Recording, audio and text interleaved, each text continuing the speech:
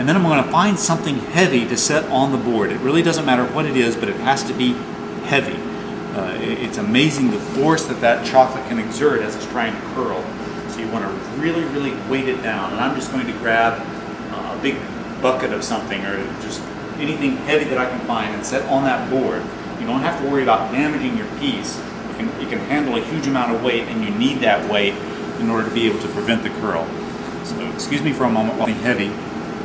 Okay, so I've just found a big old random bucket full of stuff.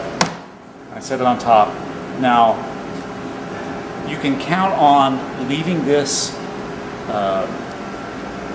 this assembly together for a good hour. At normal room temperature, it's about 70 degrees in here.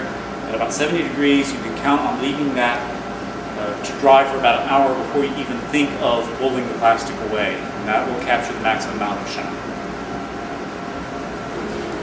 The wood grain pattern obviously is a very organized and controlled process, but you can create patterns in all kinds of ways.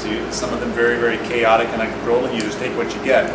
And that kind of visual freedom can be a nice element to incorporate into your piece. What I often find works from an artistic point of view is to have elements of chaos in otherwise very structured sort of settings. So it's, total chaos doesn't work very well artistically, and total control and order doesn't always work very well artistically. And it's nice to be able to let some serendipity enter into the design of your piece. So the patterns you create can be much more freeform as well.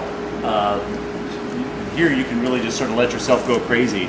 I'm just going to show you a couple of things that sort of fall into that category. If I load some dark chocolate into a paper cone here,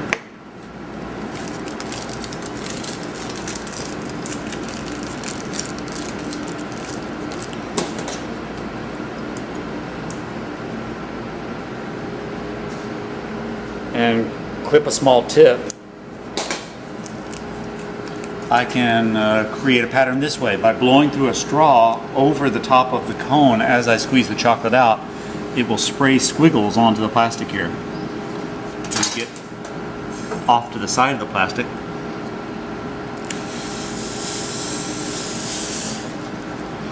And that creates this kind of random sort of spray of squiggles. And there I've created a pattern. If I let that dry, I can back that up with white chocolate and capture that pattern. I can clip my tip bigger here and lay down some thicker lines, random. Then I can take the soda straw again, and using air I can sort of manipulate those lines.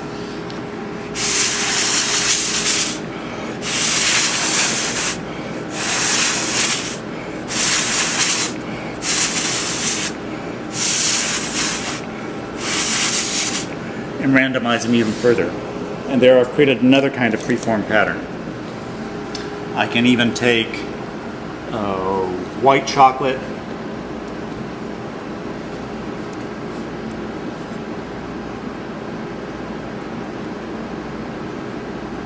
and dark chocolate in about equal proportions. Stir them very loosely together.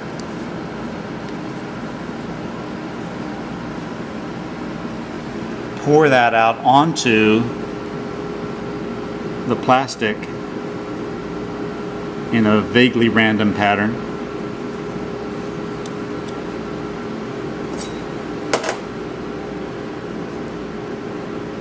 Lightly spread it, and from this side it doesn't look like much, but from the other side it will create a chocolate marble effect. Dribbled a little bit here on my spray, so that kind of messed that up a little bit. So you can finger paint with the dark chocolate onto the plastic surface and create a random pattern that way. There's a huge array of possibilities, and really your imagination is the only limit.